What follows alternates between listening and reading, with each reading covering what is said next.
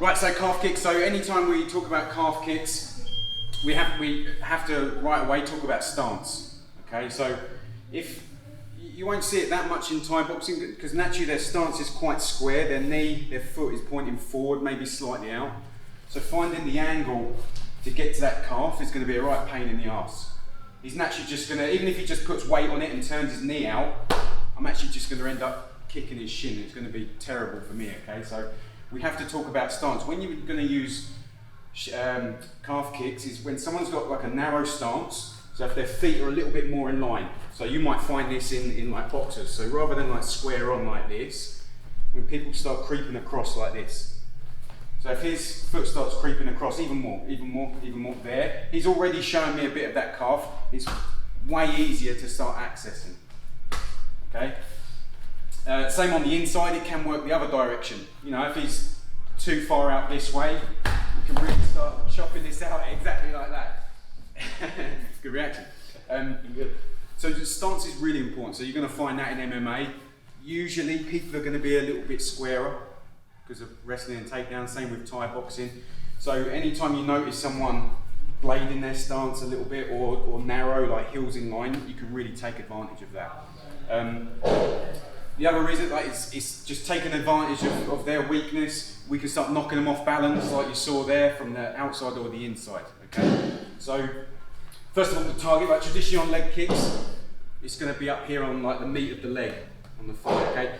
With the calf kicks, it could be from anywhere like where the knee bends, so you actually fold the leg inwards, or the tendon, like just below it here like this, or the calf muscle around the side of the shin. Okay, so that's going to be the target. But like I said, if he's got a good stance like this, I can't just start blasting shin kicks. My foot's just going to explode eventually. Okay, so there's a few things I can do to put that leg in position where I can start kicking it. Okay, the first one is to make him start cross-checking. So I'm either going to start blasting, the inside leg kicks, or anything on this side. Might be the body kick, the head kick on this side, but anything that starts drawing his check across his body.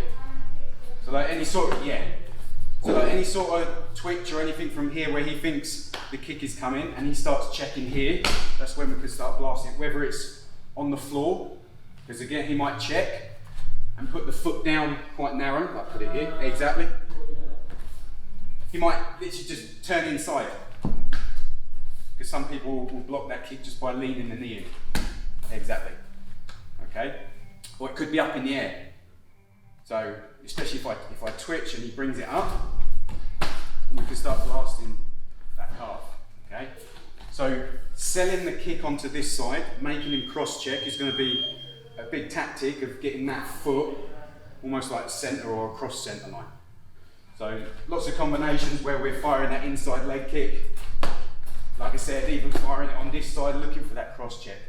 And then this will be the trigger to get the reaction to start blasting on that calf. Again, whether it's mid-check, like this, or whether it's just turning in, meeting it with the knee, like a solid, and chopping it out here.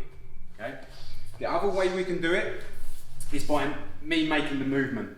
So what I call slide steps. So rather than staying square in front like this, if he's got this stance, I'm not going to find the angle here to hit on that calf in a good position. I need to be around here and then start chopping, okay?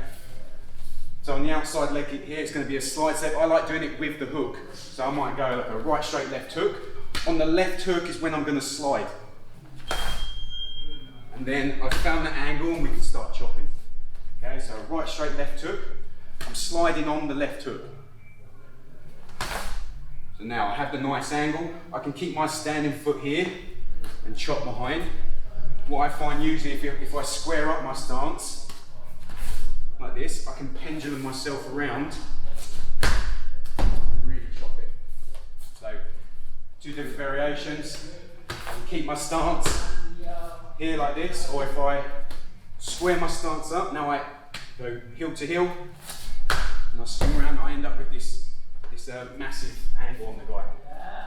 So with a slide step, staying in stance, off centre line, now I can see his calf and chop behind, or if I square up my stance, now I can pivot around on it. drawing the check across his body, so loads of inside leg kicks, switch kicks, making him cross check like this. Any sort of reaction here again, yeah, he might put it down. I start chopping, I might catch it. So if he starts reacting, I might catch it in the air. Or if I slide step across, start chopping out. So another way we're going to draw that leg into a position where we can start calf kicking, finding the angle, is circling out. Okay. Now we have to be a little bit careful. You know, the old thing, we never want to circle into their power hand. That's sort of true, it's a bit of an oversimplification. But if I really want to put that leg in position and I start circling out here and I notice that when he steps to track it, I can cut back and then start to hit that calf kick, okay? So as I circle around this way, of course I want to be careful of the power hand.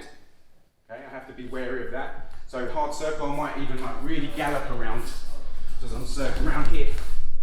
There, now it's exposed, and we can start to chop it out. So as I come around here, if he tracks, I can just stop. Yeah, he might read it, he might go that little bit further.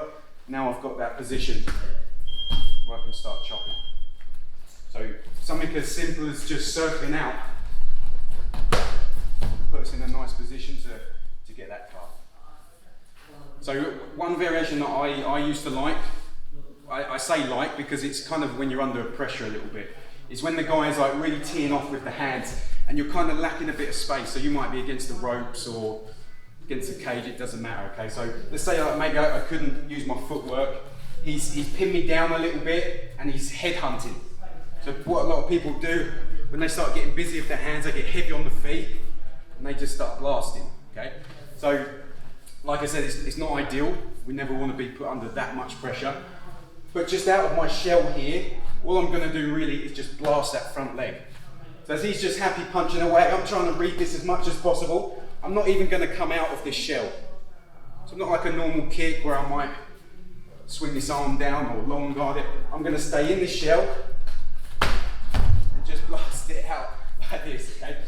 This works really well because like I said, people will put their weight, especially when they're throwing, the weight will go over that front foot. So when it gets kicked out, there's a real big reaction from it, okay? So we have to be careful when we get backed up. It's natural, especially against the cage or something, for people to square up. And that takes away a lot of kicking power. So we have to be a bit disciplined. As much as possible, we'll try and stay in stance. You have to be very disciplined. Like I said, when people get backed up, it's very easy for them to just square up like this, and you won't get as much power in this kick. So just like sometimes in fighting, you just got to be brave, you've got to bite down on your mouthpiece and just tuck your chin and go, well, this is it, okay? So he's teeing off, I'm covering, I'm trying to read as much of these punches as possible and just blast it, okay? On this one, nice and low, because we really want to chop his base out, so it's not like the traditional inside leg kick here. Nice and low, and kick it so that we open the base. Some guys are big fans of almost like scooping it towards them. You don't necessarily need to do that. Okay, so as he's heavy on his feet, just chop it right out. If the head drops, of course you get a free shot. If not, just find your space. So again, reading the shots, not even coming out of the shell,